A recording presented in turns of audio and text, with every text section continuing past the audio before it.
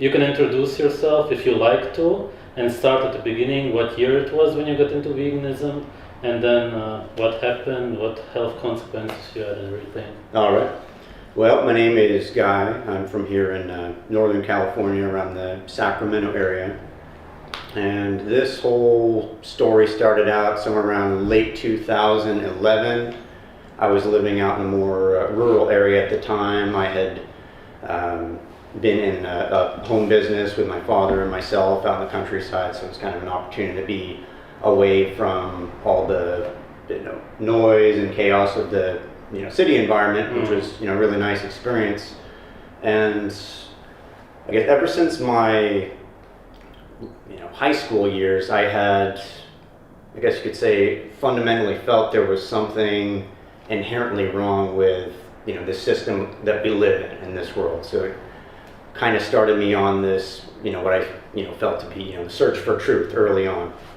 And I'm sure when you're kind of wading through the murky waters of all the conspiracies out there and the different theories that are out there regarding certain things, you can come across a lot out there. Sometimes it can be kind of a misturn down the rabbit hole, so to speak. And during the course of my research into some of the powers at work within this world today and for the past couple hundred years, as a matter of fact, I came to see how they view us, those who are not part of their exclusive club, often of ethnic, religious cohesion, but and many other factors. But as I was seeing how they view us, around the same time I started to see some of your kind of classic vegan propaganda videos where you see the insides of these modern industrial factories, just the assembly line manner of slaughter and treatment of the animals being injected with all kinds of chemicals and hormones and all the the horror that is inside of those buildings. So seeing that roughly around the same time, I, due to what I had seen and maybe some other factors I had been researching at the time, said, well, if the so-called elite view we the Goyim as these cattle and want to treat us like this, kill us off, I don't want to treat anything else like that. That was the rationale at the time. Right. Aside from the fact that I think most people who would see the way not just the industrial farming with the animals, but modern agriculture as a whole pretty much rapes the earth and as an affront to nature. That's how I saw it at the time, as kind of a reaction counter to what I felt was the mode that society was being pushed in. And it's interesting as we now see with the push for veganism now, that whereas many people went into it maybe viewing it from a countercultural angle, so to speak, it is now becoming pushed into the mainstream and being able to reclaim the traditional ways of living and eating is the taboo now. But that'll be full circle when I go on with this. But I dove right in. I read up on websites, what kind of recipes you can do. So I just dove right in, no transition of doing just cheese or milk. I had my last meals of meat and cheese, whatever it may be, and then from there I just went all in. I was getting lots of lentils and rice and various vegetables, doing scrambles, etc. And I did pretty well on that for about 5 years, to be honest. I stayed pretty active. I would ride my bike a lot, go for hikes, go out into the mountains and do more strenuous hikes, and for the most part I felt pretty well. My endurance was great, never really came down with any colds or illnesses or anything like that for the first several years. I don't know if this is a factor that maybe contributed to some of the longevity during that period, but I also had and still have an interest in the benefits of certain medicinal herbs And perhaps some of those herbal supplements I was taking at the time may have helped with some of my energy, aside from the fact that my bones, my organs, my body as a whole had been absorbing nutrients from animal foods my whole life before becoming vegan. That could have a factor as well. But I did supplement with B12 here and there. At first I believed a lot of the propaganda out there, like, oh, you don't need to supplement, it's available in the soil and certain things, or you can get it from kelp or chlorella or spirulina, things like that. But I never really got into getting powdered spirulina or chlorella, things like that. I would occasionally take a capsule and think I was fine. And mostly I just did it to shut everyone else up at first, because that's the first thing when you go vegan, where are you going to get your B12, aside from where do you get your protein? Just as when you go back to eating meat, especially raw meat, people always say, oh, well, what about parasites? What about bacteria? It's always one of the first questions you hear. So, I got those little tablets just to shut everyone up and get my B12, or so I thought. But, later come to find out it's not bioavailable B12, or not as much. This was 2011 to 2016? Yeah, let's say 2011, 2012, 13, 14, and into 15. I was feeling all right. I was feeling pretty good as far as my energy levels and mental focus, ability to have quick memory recall, all the reflexes and functions were seemingly fine. But during the course of, say, late 2012, the business that I had been operating with my father at the time had kind of tanked, and we had to close up shop, and I was in a situation where I was really open for anything. It was either find another means to work, or go back into the same old town, same old thing that I'd seen for 20 years, and I didn't want to do that. Most of my old friends had either, moved away or settled down, or there was just kind of a natural, moving on in life, as happens, in many cases with people, when you grow and learn and do your own thing. So I chose to go out on the road for a while. I had a friend who worked as a trucker, independent contractor, and was doing over-the-road driving all over the country. And he needed a trip planner and a dispatcher, since he was an independent contractor. So I agreed to be his onboard trip planner and dispatcher for a period of about 6 months while we were on the road, while we were also trying to write a book and start a small publishing company. So, that's a lot of work going on while you're on the road, traveling all over the country. But it was an interesting journey nonetheless, and I even remained vegan on the road, even with a little camp cooker. This guy was vegan too, believe it or not. Vegan trucker, it's kind of rare occurrence, but it does happen. And we have a little cooker in the back and do all beans and rice, and go to the diners and get all the improvised vegan or vegetarian options. And I was even pretty strict, say there was capsules or something that had gelatin on the outside. It was so, wanted to stick to my principles that I would open the capsules and dump it in a smoothie or something, because I didn't want to have the gelatin. Right. I was that strict for a while.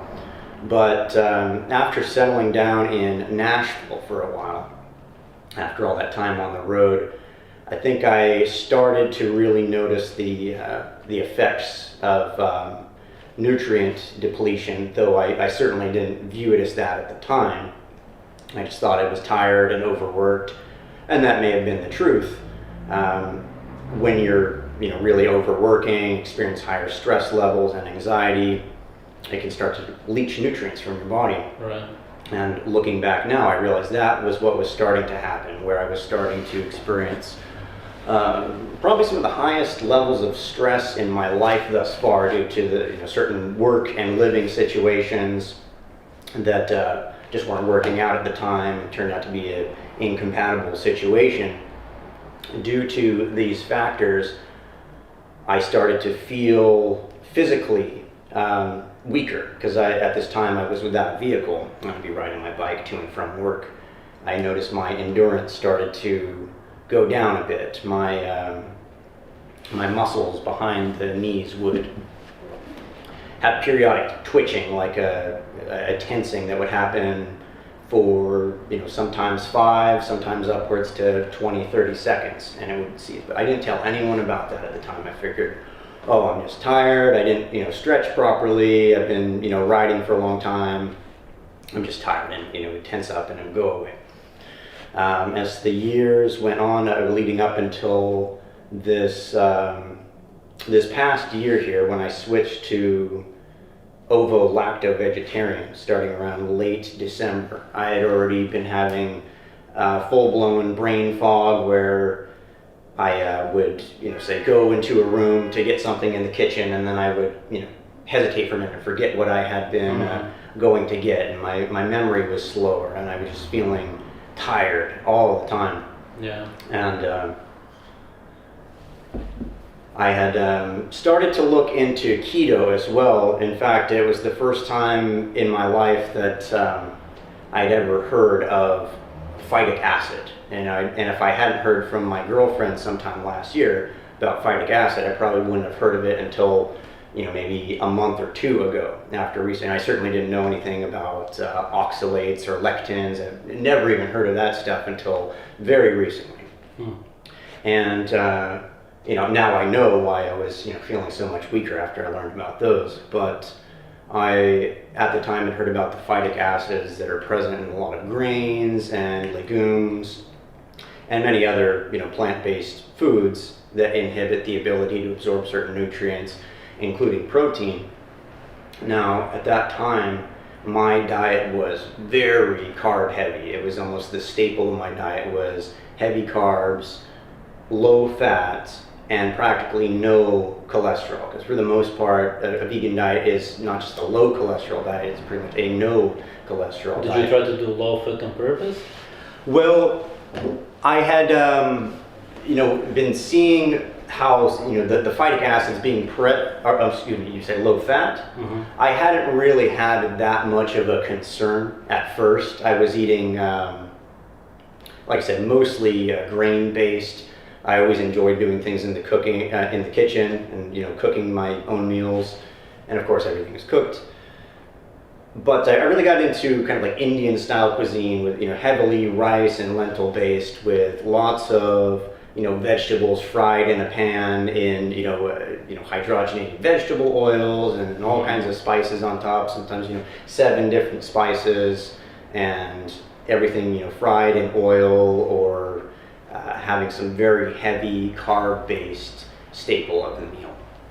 And I've always had a rather slim build, so fat was never really a big concern for me. I would pretty much eat whatever, but I tried to stay away from junk foods. I did have a weakness for like chips and salsa and things like that here and there, but for the most part I tried to avoid being a so-called junk food vegan at the time. I didn't drink sodas. I haven't drank sodas for years. My question is if you did something like 80-10-10 on purpose. Oh no, I was never specific with my macros. Okay. Until I heard about ketogenic diet, which was about a year ago. And of course, it's very difficult to try to do a ketogenic diet if you're still trying to be vegan. And the food you ate was quite oily, you said. Yeah, I would say so. Okay. For instance, this is what vegans would call not really low fat then. Yeah, I wasn't necessarily striving to be low fat. It wasn't necessarily very oily, just to give you an instance. It was just very carb based. Yeah, very carb based. For instance, I would boil rice and lentils separately, add spices to those, and then be stir frying essentially onions, garlic, ginger, bell pepper, sometimes tomato, and other vegetables, potatoes. Sometimes I loved potatoes, and those would feature heavily sometimes. All of those vegetables fried in a pan, and then rice and lentils mixed in with that to create one dish. Right. And at the time, it felt satisfying. I felt, very full, but just so full. And of course, you go to the bathroom a lot. And there's the gas issue. And at the time I thought, oh, it's just natural when you're eating these things. And at the time that I was, originally going into it, I viewed this, I guess mistakenly, as a embracing of nature, a return to nature. That's how I thought at the time, especially since I had been living in a more directly rural area where the backyard pretty much opens up into oak woodlands, and it was nice to be able to reconnect in that way. So maybe I got the signals mixed a little bit, but I realized that was incorrect. I had seen the images of the industrialized slaughterhouses and seeing how that is out of tune with nature. But then there came to be a disconnect in my own mind, which I think happens with many vegans and vegetarians when they first see the realities of industrial farming. It's such a shock. It's like a scene out of a horror film or something like this, when you're seeing all these dangling bodies being slit open in succession, and neck slit, and blood running all over the place, and sometimes entrails spilling out onto the floor. It's like the lyrics is like a death metal song or something. Would you walk in there, it's quite shocking and I guess appalling if you've never really seen that. And of course that's another disconnect. When people go to the grocery store, they will see the prepackaged meats, all nice, clean looking. Sometimes they even have dyes in them, and there's a big disconnect from having that nice cut on your plate to where it actually came from, what went into it, and what the connection to the natural cycles of life, death, and all that's in between, and possibly as part of a great cycle. It's just a commercial commodity that is bought and sold and consumed and then repeated. So I think there's a disconnect on both sides there. But when one comes to break that automatic association of all animal foods being linked with industrial slaughter and massive capitalistic endeavors that are raping the planet in so many other ways, then I think it's possible to really reconnect to the natural cycles of life without, not being, against it, not running against that current of nature.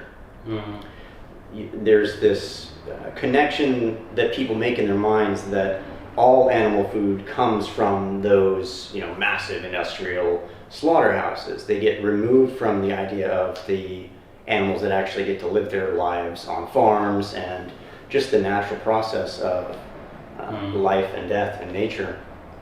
And it becomes so politicized and extreme that people's minds get blinded to reality. What other symptoms did you get 2015, 16? And even up until this past year, because I really only changed my diet about a month and a half ago, so this is all pretty new to me. You were vegan up until then? I switched to lacto-ovo, well actually not ovo, just lacto-vegetarian in December or sometime in winter of last year, because I had been trying to go more keto even while remaining vegan. In this case vegetarian, because I said, okay, if I'm going to try to do low carbs, all of my beloved lentils and rice and grains are going to have to go, and I'm going to have to find other means. So I started implementing a little bit of cheese and milk and cream, but I was still eating soy, because I was like, oh, I got to get my protein. And I had seen some recent research that had suggested that the effects upon hormone receptors weren't as big of a scare as had originally been seen. Some of the results had been on rats, whereas previously I never wanted to touch soy because of worried about the phytoestrogens and things like this. But I started to eat more of it just to get the daily protein, because I wasn't doing any legumes, or, well, technically soy is from a bean, so it comes from a legume. And doing like tempeh, still doing the stir fries though, everything like hydrogenated vegetable oils, and always with highly kind of spicy, pungent root vegetable like onion and garlic and ginger. But I slowly started to cut that out, and I had been doing the cheese and milk, but that was all pasteurized, so I still wasn't really getting the true benefits of it until I started to do a little more research. But between that point of when I moved from Nashville and I was living in South Carolina for a while, about 25 miles inland of the coast, and then I finally moved back here, and just to cover that period of the years leading up to now, I had, again, just experienced chronic fatigue. It felt like my adrenal glands were just burnt out. I was drinking a lot more caffeine. Again, my caffeine intake increased to around like sometimes 3 cups of coffee per day for a certain period. I just felt so tired and exhausted and fatigued. And that went on for about 3 years. Any teeth problems? Actually, yes. Yeah, thanks for reminding me. I started to notice, even just a few years into veganism, a lot of plaque buildup behind my front lower teeth. And I hadn't visited a dentist in a while anyway. I didn't have dental insurance at the time, so I just thought, I'll just stay on top of brushing my teeth, everything will be fine. But over the years, it really just started to have this massive plaque, kind of unsightly plaque buildup on the back there. I think just from so many carbs and sugars that would be in my diet consistently. I mean, it's pretty much high carb, no cholesterol, low fat diet where I'm constantly intaking some kind of sugar in one form or the other, and it did start to have its effect there. Though very surprisingly to me, when I started eating raw primal diet within the past month and a half, about a month and a half or so, I've started to already notice a serious decrease in the plaque buildup. It's actually been going down. It still has a little bit of a ways to go, but even just in a short period of time, I've noticed a very noticeable difference in that area. But yeah, there was that issue, sometimes muscle spasms, chronic fatigue, adrenal exhaustion. Because of the coffee also? Well, yeah, that became a self-perpetuating cycle too. I had been, feeling tired before that, so I started having more caffeine to try to get, the next, little boost of energy throughout the day, but it's just like, it's not real energy, it's just kind of stretching you further.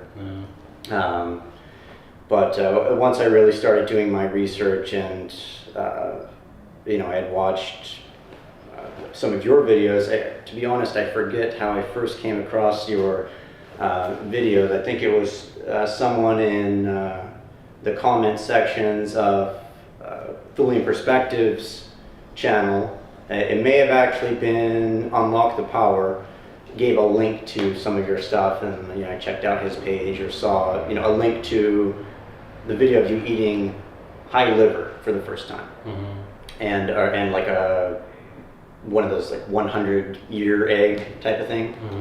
And I'd never heard of such a thing in my life. I think I may have heard of the egg thing when I was a kid, and something they do in China, but I had never heard of such a thing. And I've always considered myself a pretty open-minded person. Even when I was in the midst of my vegan diet, I was never preachy about it to people. It was a decision I made for my own reasons, and in this case, I kind of came in from kind of a philosophical, ethical point of view, I guess you could say. In that regard, I was not thinking about nutrition. I thought if a well-balanced vegan diet can be healthy for everyone, type of thought that they put out there. So it wasn't a concern at the time.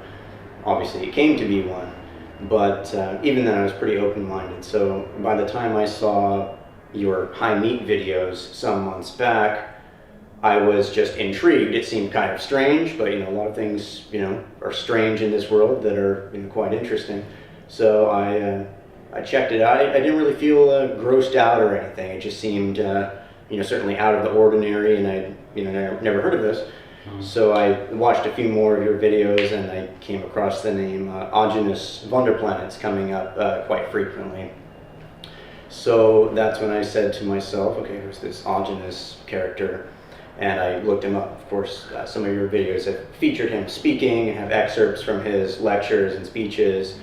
So I got a good start there, especially learning about the whole bacteria and parasite issue, which is such a prime concern for many people. And I think I could be confident in saying probably the key factor that kind of scares a lot of people away from trying this is that bacteria and parasite factor that we've all been taught. And of course we can get into that later as far as the reality about it. And of course you have a very good video out on it, I think, and Agenus speaks more at length in this as well. Yeah. But back to him, I started to look into his lectures and articles, and I had also, thanks to Milk Jar as well, the work that you and he have done, seeing some of his videos, he also references Agenus quite a bit and credits him with his journey back to health as well. So I tracked down this book, We Want to Live, by him, and just absolutely amazing story. I've come across people on the internet who seem to think that Agenus is crazy or he's exaggerating his tales, but stranger things have happened in the world, and I think it's a matter of the observer who is so disconnected from nature, seeing someone who has reconnected to nature in such a powerful way. It seems like an alien thing. It almost seems unnatural to be more natural in this day and age, and I guess that is the kind of frequency of the modern society we live in, that unnatural is natural and natural is unnatural. Everything is black, white, vice versa. So I started looking at that. I read his book all the way through, and again, I highly recommend anyone who is interested in this to look into Agenus Wonderplanet's book, We Want to Live. It is available online, and of course you can order the physical book. Reading through the treatments of various diseases and what actually causes diseases and the misconceptions about illness and health and nutrition that are so prevalent, it really was very eye-opening looking through this. And I'm never one to just dive into something without doing my due diligence or research first. And after looking into the realities of this, so many people have healed from diseases, have recovered their health, their energy. I was convinced after realizing that there's really nothing to fear when it comes to parasites, bacteria, and the prevalency thereof on meat is just not there when it comes to the raw foods. Most of these outbreaks have been due to cooked foods or some other factor that's going on with industrial chemicals or the things that are being shot into animals and the industrial fertilizers, etc. I mean, the pollution and the chemicals. Back to the veganism, I want to ask how you see the future of veganism. When it comes to the future of veganism, that's an interesting... Where is it heading, what is this, a movement? Is it a trend? What is it? I think there are certain people who really want it to be a movement. That's certainly a case out there. But at the same time, even just observing what has been going on and is continuing to occur, even just very visible on YouTube, so many people are reverting. There are so many ex-vegans now. There's so many ex-vegan testimonies and interviews, and even some formerly vegan YouTubers have realized that their health was being sacrificed as well when it came to their well-being and their nutrition. I mean, really, when it comes to the nutrition factor, that's the key one that is going to be the nail in the coffin for veganism, as I see it.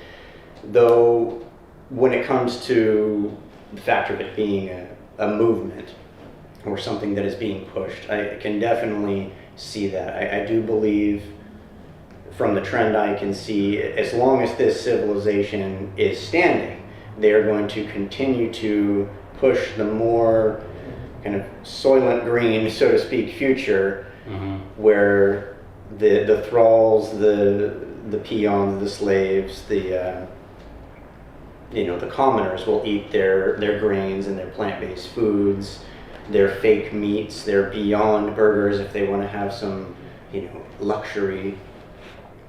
And those behind the scenes will know that it's something that they have pushed upon them, that is contrary to nature. I think this will continue as long as the civilization continues to go, but as the bottom is falling out of society, the civilization, more and more as we go on, I think it's only inevitable that there will be those who can wake up. They're using their intellect and their intuition to reject the programming and embrace nature once again. Do you regret veganism now that you did it?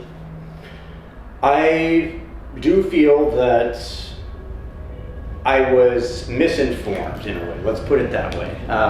There's so many thoughts that come up when I've learned about, the push for it, the agenda, and things like oxalates, lectins, phytic acids, which I had never heard of until the past month and a half, maybe 2 months, but really started to look into such things very recently. And when one realizes that you just cannot absorb the vital nutrients and vitamins and minerals and all the aspects that are needed for optimum human health from these plants due to these essentially self-defense mechanisms that these plants have to try to prevent themselves from being eaten in a way, it kind of clicks the light bulb that that's not the way to go. We can have all kinds of talks all day about ethics or philosophical viewpoints or personal decisions, or if there's a spiritual angle to it, etc.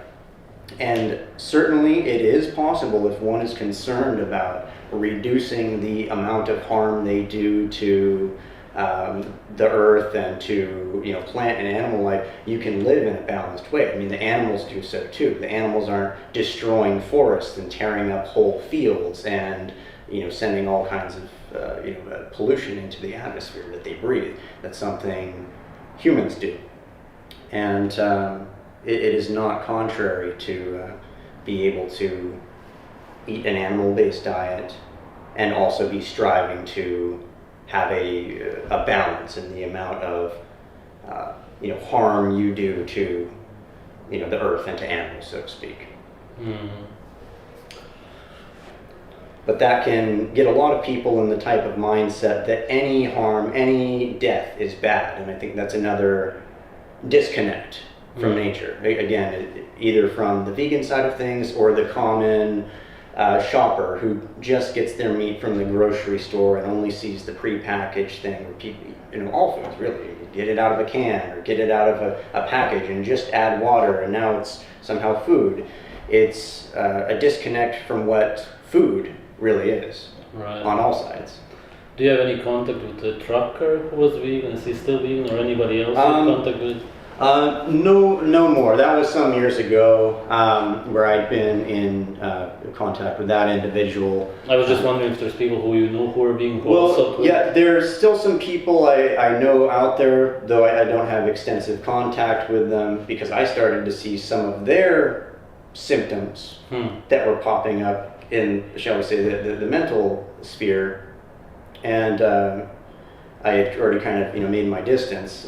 Some of them I know, if I were to still be in contact with them and to be communicating with them, they would probably be very judgmental, very angry with this almost cult-like fanatical response the fact that I had changed my diet. Right. But I'm speaking from a position of having gone through the symptoms that I see other people suffering, and I know the process that goes into it when people try to rationalize it away. It's like, oh, I'm just tired, or oh, I just had a long day at work, or oh, I just need to get some more B12, or a little more of this. That's when people get into the supplements too. They start rationalizing, and the next thing you know, you have a whole cabinet full of all kinds of different supplements. And I certainly wish them good health in their journey back to it, but some people, the fanatical brainwashing is so strong that they will have a hostile response to anything that goes contrary to their worldview, and that goes beyond just diet, of course. Mm-hmm. Would you say that some people last longer because they don't have so much stress in their life, whereas you had this moment? I interviewed a vegan runner, and he was running a lot, and it's obviously also a lot of stress. Yeah, that's why he only lasted a few years and was super thin. Yeah, I think that could be a definite factor depending on what one is doing in their life, how active they are, what types of activities are, what their daily environment is like, etc. And of course, if a person was relatively healthy before going in, when they had been eating even just the standard diet, which isn't healthy in itself in many ways, that's a whole other issue, they're still going to have more nutrients saved up from what they had been eating. And some people, maybe their energy stores can last longer, but if one experiences some kind of trigger event, I guess you could say, in life, such as high stress or anxiety, or some people may have like a death in the family or something like this that kind of changes the daily reality for a while, that stress is going to have an effect on your body and be leaching your nutrients. And if you're already nutrient deficient to begin with, you're really going to feel it fast. And there are going to be all those rationalizations of what it might actually be. But the very last thing that someone who's been so ingrained with doing something for years on end, or even if they've been doing it for a short time but have been very thoroughly and convincingly programmed, they will find any excuse but nutrition to account for what's going on. Mm. Anything else you would like to add? Any experience, something you learned, or something special you would like to say to any vegans or watch? Well, I would certainly encourage those who are coming out of veganism or vegetarianism to look into the videos on this channel, especially regarding cholesterol, parasites, bacteria, all of those aforementioned toxins that are in many plants, such as oxalates, lectins, phytic acids, and many things of this nature, because we've been lied to about so much when it comes to health and nutrition. And for me, this all started out as part of an overreaching search for truth, so to speak. And I encountered many red pills, so to speak, over the past years, learning about what's going on in this world and some of the facts of history and certain realities that go in countercurrent to what the official story of many things are, whether it's historical, political, economical, biological, or nutritional. And really the dietary and nutritional red pill was a huge one for me, and that's the most recent thing I've come across, is how much we've really been lied to. I would encourage looking into it, about some the recent studies about cholesterol, but it is really how it doesn't have a connection to heart disease, how you're not going to die from having high animal fats and saturated fats, how you're not going to have clogged arteries or get cancer or heart disease, how a raw egg or raw milk, how the raw meat is not going to kill you and make you sick, and it's not going to give you diarrhea. Of course, if you have toxins built up in your body, a more raw and natural diet will cause some detoxifying effects in certain cases if you're filled with all kinds of toxins. But that's a natural effect, and I would just encourage people to look into it with an open mind and continue to do their research and not be closed off to new possibilities, especially if one is already acknowledging that we've been lied to about so much in this world. Why not look into this? All right, thank you. Thank you. Mhm.